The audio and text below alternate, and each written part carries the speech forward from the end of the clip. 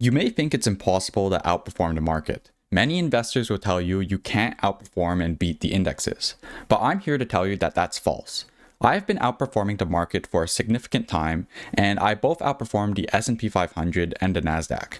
And I'm here to explain how exactly I pick my stocks to outperform significantly. Now, before we get into screening for stocks, I'm going to explain exactly what your temperament should be when investing.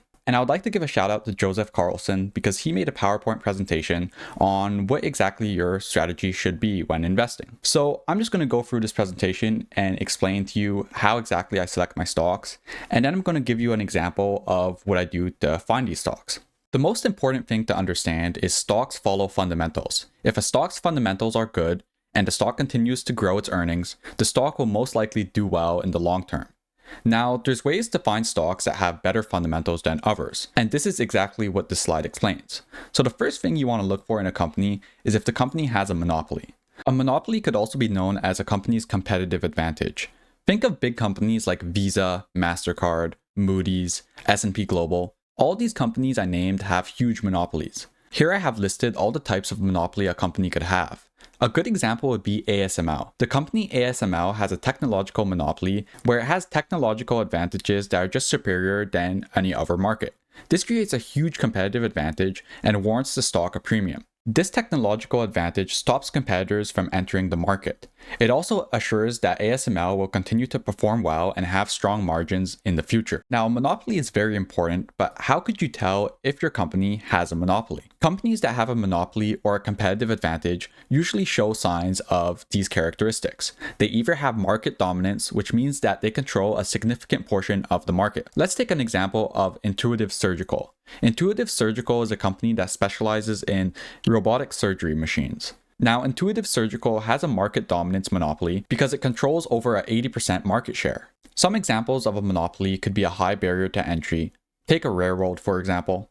Price control, lack of substitutes, exclusive contracts or practices, consumer choice limitation, regulatory invasion or influence, and network effects. Finding stocks that meet more than one of these characteristics could yield significant returns in the future.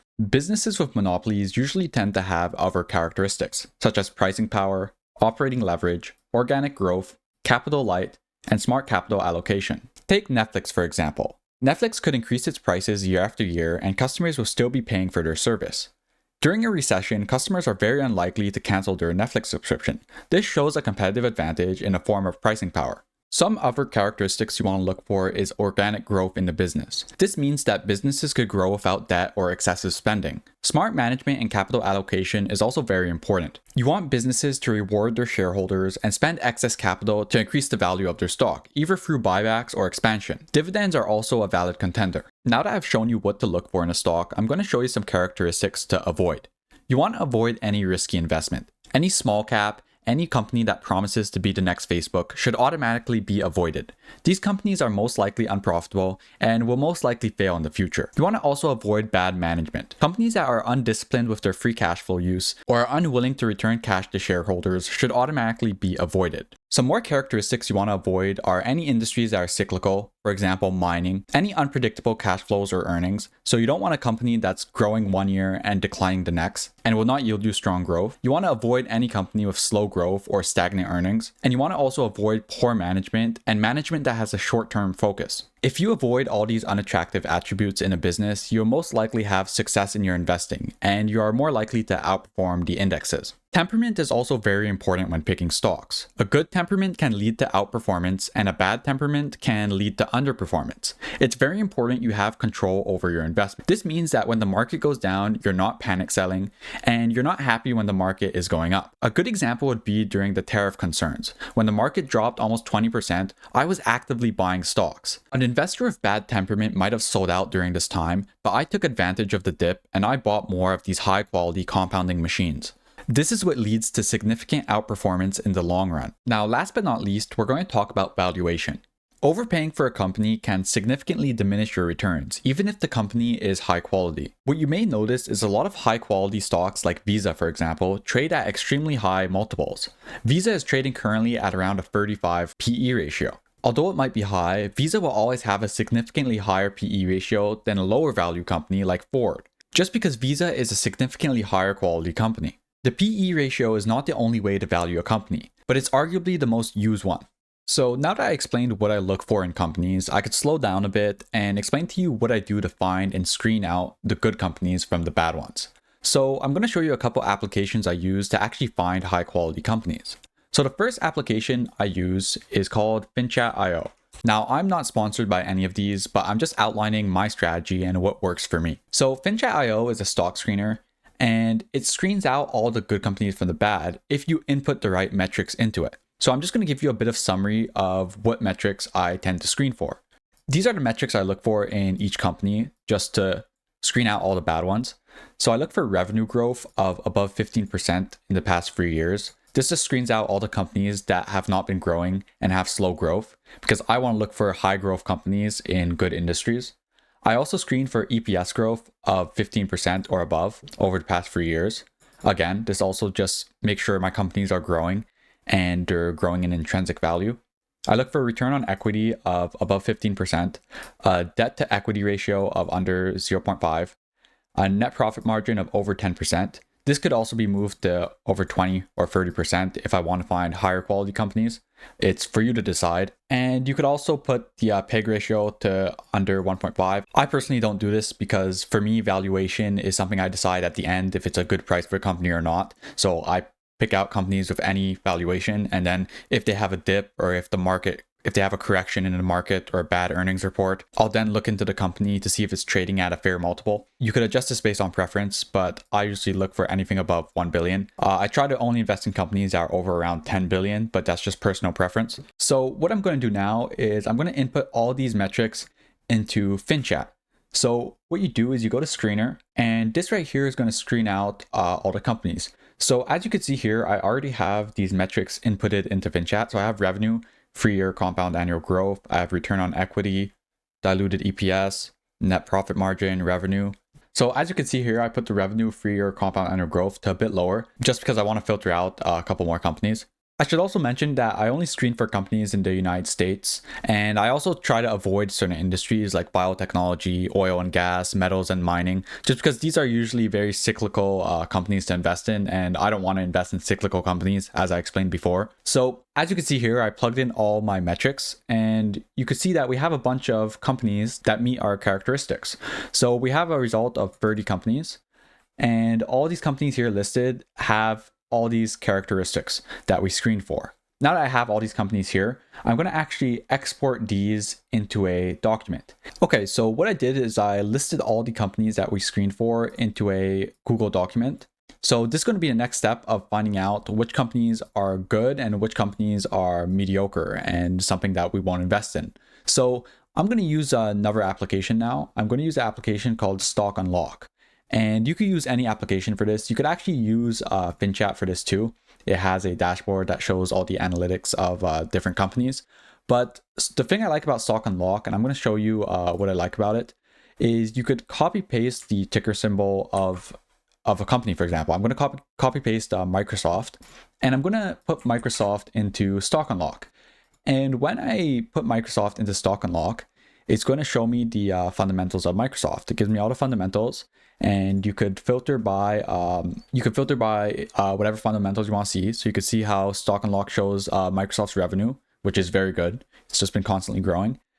And what I like the most about Stock Unlock is it actually gives you in the top right corner a rating for this company. So Stock Unlock is giving you a rating of 4.26 out of 5, which is a very high rating for a company. And I'm going to do this with each company. I'm going to input each company I have screened for into Stock Unlock, and I'm going to look at a few observations. So first, I'm going to look at the rating. If the rating is extremely low, usually that means that there's something wrong with the company, and that's not a company I want to invest in.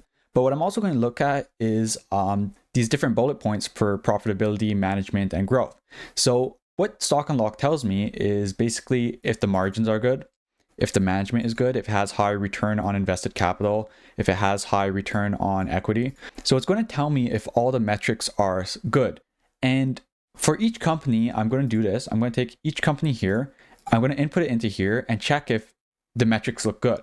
Now, I'm just going to give you a bit of an example of what a bad company would look like in Stock Unlock. So obviously I have this company here that was in the screener. It's this one here, number 30, the last one.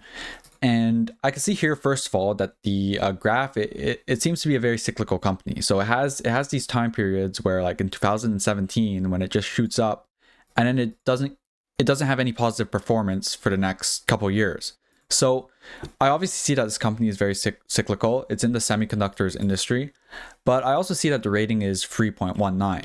Now, it's very important that you don't only use this rating as a buy or sell signal of the stock. This rating just gives you a basic look of the fundamentals. So never use this rating to buy or sell a stock. But I can see here that this rating is a 3.19, which is a bit low for my criteria. So let me go into the financials and see what's wrong with this company.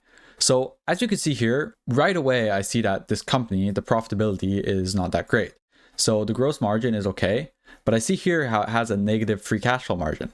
So automatically, this just eliminates the company from my analysis. But I also look here and I see growth, its revenue is decreasing. So just off these two factors, I always look for companies with strong growth. And I also look for companies that are increasing their free cash flow and their free cash flow margin. And this company obviously fails on these two levels. So what I do is I see this company here, it's an automatic no. And I just eliminate it from my screener. Okay, so it's been a bit of time and these are the companies I'm left with. So all of these companies have very good fundamentals, but now there's a few more steps I need to do to actually see if this company is worthy of investing in and being in my portfolio. So what I look for after screening for fundamentals is I always look for if the company has a competitive advantage. And there's a few ways to look at this. Firstly, if they have very strong fundamentals, it is an indication of a competitive advantage, but I like to go a bit further and look into the details. So what I do just off the surface is I go into AI chatbot. So I copy paste all these companies and I go into AI chatbot and I paste all these companies in there. So what I'm going to do is I'm actually going to ask the AI if all these companies we selected have a moat or not. And this is going to just speed up our selection of these companies. And we're going to eliminate all the companies that have no moat or have a narrow moat. So what we want to do is we want to just scroll down and the AI is just going to tell you if the moat is wide or if it's narrow. Now, obviously, you don't want to just rely on the AI. You have to do your own research too, but it just saves a bit of time and it just browses the web for posts and forums that basically explain the moat or no moat of each individual company. So as you can see here, we have a bunch of high quality companies. We have like Microsoft here that has a wide moat, obviously, NVIDIA too. But we also have a few companies. If we scroll down, actually, I'll scroll all the way down here and you can see here, it lists them all out. So it says the first few companies up until Intuitive Surgical have wide moats. And then we have a few companies that have narrow moats. It's like Uber, like AppLovin, like Arista Networks and Fortinet. So for now, what I'm going to do is I'm going to avoid all the narrow moat companies. And I'm only going to focus on the wide moat companies. And that's going to leave us with only a few companies left. So I guarantee that if you just buy these companies, you'll most likely outperform the S&P 500 and the NASDAQ. But that's not how I invest, and we're going to go even further and actually evaluate these companies to see if they're trading at a fair price. Now, when it comes to evaluation, it gets a bit more complicated because there's no set evaluation method to really evaluate a company. It really depends on the industry the company is in, it depends on the competition, it depends on the moat. There's so many variables to actually valuing a company that I can't give you the answers directly. So I'm just going to show you a few tricks on what I do to evaluate certain companies. I'll let you be the one to decide which evaluation method you would like to use. So valuation could also depend by sector. So some sectors you don't actually use a PE ratio because it's impossible. Like for example, banks don't usually use a PE ratio to be evaluated. But I'm just going to give you a quick example. You really have to do your own research when it comes to valuation.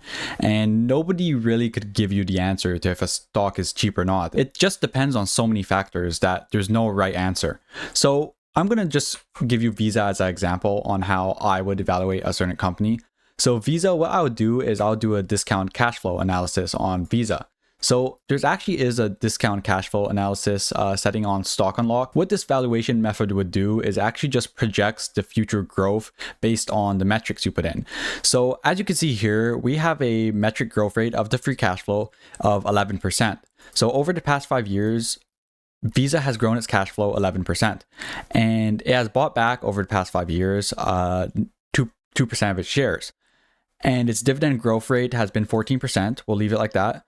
And its price ratio, as I said, Visa is a quite expensive company just because it's so high quality. So it has a price ratio, price free cash flow of 31.27. So if Visa is able to achieve all these metrics, we would get an estimated return of 13% a year for the next 5 years.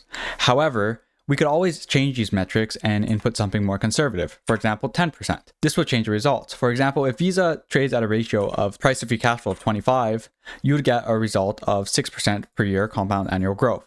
So this is just a metric to play with. You could also use net income to earnings. This is also a pretty popular metric, but that's a pretty long way of just saying that valuation really depends on the company and what metric it's trading on. Like you could have companies that trade based off of free cash flow growth, and then you have some companies that trade based off of earning growth, for example. I know some companies that have extreme amounts of free cash flow, and that company is valued based on their free cash flow reserves. So valuation really depends on the actual company itself. And that's probably the reason why investors tend to have trouble valuing companies. So that will be all for today, and I hope I provide a bit of insight on how exactly I pick my stocks and how I analyze their fundamentals and look into these businesses. I hope this helped, and have a great day.